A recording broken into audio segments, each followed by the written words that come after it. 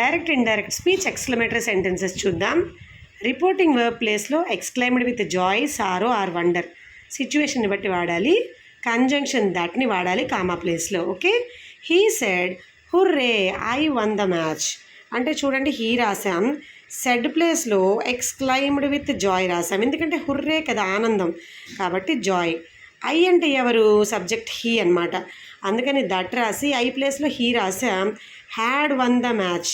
Had ఎందుకు వచ్చింది? ఎందుకంటే వన్ అనేది V2 కదా, అందుకని అనమాట. సో V2 వస్తే పాస్ట్ పర్ఫెక్ట్ కదా, హ్యాడ్ ప్లస్ V3. నెక్స్ట్ చూడండి, she said అలాస్ my cat died. అంటే షీ ఎక్స్క్లైమ్డ్ విత్ సారో. ఎందుకు సారో? అలాస్ అంటే బాధ కదా, సో అందుకని సారో లేదా రీగ్రెట్. కామా ప్లేస్లో దట్. మై క్యాట్ అంటే హూజ్ క్యాట్ అండి? హర్ క్యాట్ కదా, అందుకని హర్ క్యాట్ హ్యాడ్ డైడ్. ఎందుకని V2 కాబట్టి హ్యాడ్ ప్లస్ V3.